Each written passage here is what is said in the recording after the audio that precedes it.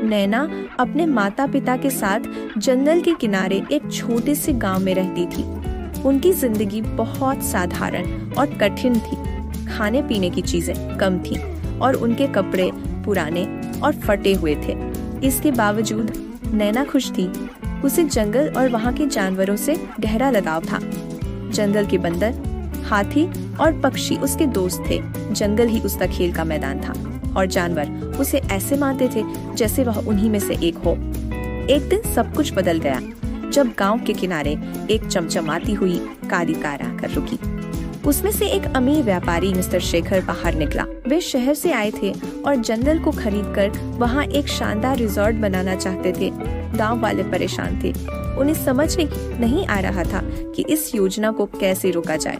वे पीढ़ियों से जंगल के साथ सामंजस्य में जीवन बिता रहे थे, लेकिन अब उन्हें सब कुछ खोने का डर था।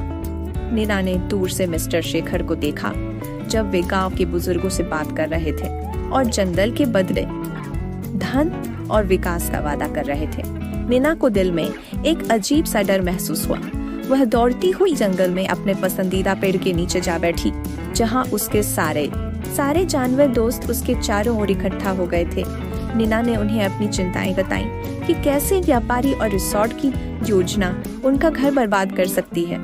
जानवर जैसे उसकी बात समझ गए हों, चुपचाप उसके चारों ओर खड़े हो गए। नीना ने ठान लिया कि वह कुछ करेगी।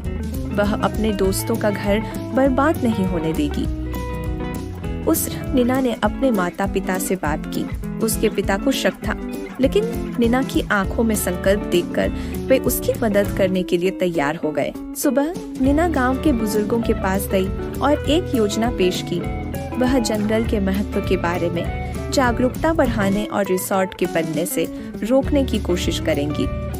गांव वाले इकट्ठा हो गए और नीना की अगुवाई में उन्होंने शांतिपूर्ण विरोध किया और नजदीकी गांव से मदद मांगने की कोशिश की। जब श्री शेखर के मजदूर बुलडोजर लेकर जमीन साफ करने पहुंचे तो उन्हें एक हैरान करने वाला दृश्य दिखाई दिया।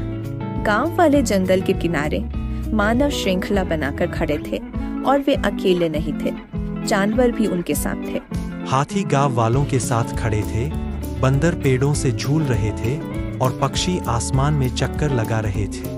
नीना सबसे आगे खड़ी थी, अपनी नाजुक सी कामत के बावजूद मशीनों के सामने डटी हुई। मिस्टर शेखर, जो शुरू में आत्मविश्वासी और बेपरवाह थे, उस समय ठिठक गए जब नीना आगे बढ़ी।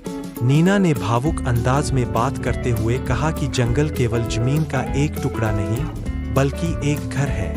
यहाँ जिंदगी के इंसानी और हैवानी रिश्ते जड़े हुए हैं।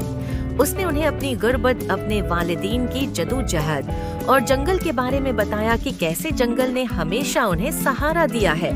नीना के दिल से निकले अल्फाज न सिर्फ गांव वालों बल्कि कुछ मजदूरों के दिलों को भी छू गए। जैसे जैसे नीना बोलती गई, मिस्टर शेखर इंद्रोनी तौर पर कशमकश का शिकार हो गए। वो एक तरफ रिजॉर्ट के मंसूबों को देख रहे थे और दूसरी तरफ इन लोगों को जो अपने प्यारे जंगल को बचाने के लिए इकट्ठे खड़े थे। उन्हें ये एहसास होने लगा कि रिजॉर्ट बनाना ऐसी चीज के रेसिले आई, ये थी रोशन रहे, जो दौलत से ज्यादा कीमती है। आहिस्ता आहिस्ता उन्होंने अपने मंसूबे नीचे रख दिए। एक तवील तवक्कुफ के बाद उन्होंने फैसला किया कि वो रिजॉर्ट नहीं बनाएंगे। उसके बजाय उन्होंने गांव की मदद करने की पेशकश की ताकि जंगल को एक महफूज पनाहगाह बनाया जाए, जहां लोग कुदरत को नुकसान पहुंचाए बगैर उसे देखने आए। नीना और गांव वाले खुशी से झूम उठे। उनका घर बच गया था, जबरदस्ती से नहीं बल्कि इत्तेहाद और मोहब्बत की ताकत से। आने वाले दिनों में गांव एक नए तरीके से फूलने फूलने लगा। करीबी कस्बों और शहरों से लोग जंगल की पनाह बदले जनाओ, जो दौलत से ज्यादा कीमती है। आहिस्ता आहिस्ता उन्होंने अपने मंसूबे नीचे रख दिए।